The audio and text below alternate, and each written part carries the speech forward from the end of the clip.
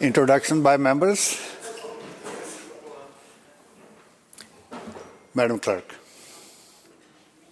Introduction of bills. Private members' time. Member for Burnaby North.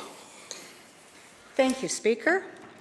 4 days from now is April 28th, the National Day of Mourning, when we commemorate those who have lost their lives, suffered injury or illness on the job, or have experienced work-related tragedy. It also serves to remind us of our commitment to improve workplace safety. 7 days from now is May 1st, the day most countries around the world celebrate as International Workers' Day. So today, Speaker, I rise to pay tribute to working people who, without their brain and muscle, not a single wheel would turn, who ploughed the prairies, built the cities where they trade, dug the mines and built the workshops, endless miles of railroad laid. Many of us will recognize those words as lyrics from Solidarity Forever, written more than 100 years ago, at a time when the workforce was predominantly male.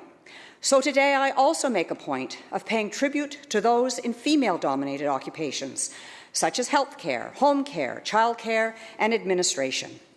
I also pay tribute to those who fed, clothed, and sheltered their families and communities for thousands of years before employment came to be defined as a transaction. And I also want to remind us that at least two of BC's defining industries, fishing and forestry, that generated great fortunes for the owners and family-supporting livings for generations of the many, were grounded in the knowledge and widespread participation of Indigenous workers. Honouring the contributions of working people also means accepting that we may need to relearn our history. It may mean rethinking who is at the centre of our history. For example, I learned in school that the railway was built by William Van Horn. Later, I came to understand that he didn't build it, he financed it.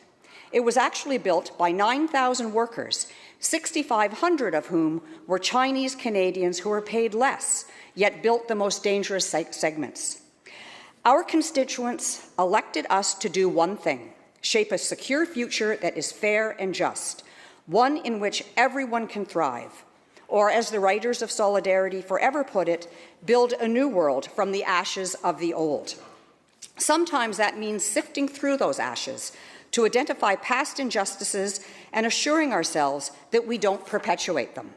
For example, we know we have a pay equity problem. We know that women in BC still tend to be paid 17% less than men. But do we know why? It is historically relevant that women tend to work in different occupations than men. Over the course of my lifetime, I've heard lots of excuses for that fact, like, women are nurses, teachers, and childcare workers because that's what they do at home. It's their calling. Well, here's an explanation that makes more sense. Working-class women have always contributed to the family income in the industrial economy. In the early days, they might have grown food and sold it in the markets. Many took in boarders when young single men began migrating to the cities to work in factories. In today's parlance, we might even have called them independent contractors. Like working-class men, they have always answered the call of the market. So when the service sector began expanding rapidly in the 1920s, it was women who were available to fill these new jobs, such as telephone operators, secretaries, bank tellers, and sales clerks. And for generations, they continued to be seen stereotypically as women's jobs. And the fact that until recently, there were always more women who worked outside standard employment relationships, i.e. in the home, the supply of workers to fill so-called women's jobs was always greater than the demand. That women are a source of cheap labour is a structural problem that requires structural change. Central to achieving pay equity is the elimination of occupational segregation. And I applaud the unions and employers who are implementing plans to welcome women into the higher-paid jobs previously reserved for men. And if occupations could have been gendered right under our noses for so long, can we ask ourselves, who else has been relegated to the reserve army of labour? Are there jobs that continue to be racialized? Do they experience a wage gap? We know intuitively that the answer is yes. Our government's commitment to desegregate data will help us gather the evidence and proactively close the gap. There are other steps we are taking to ensure working people are treated fairly. We've made significant improvements to workers' compensation, so workers and their families get help faster.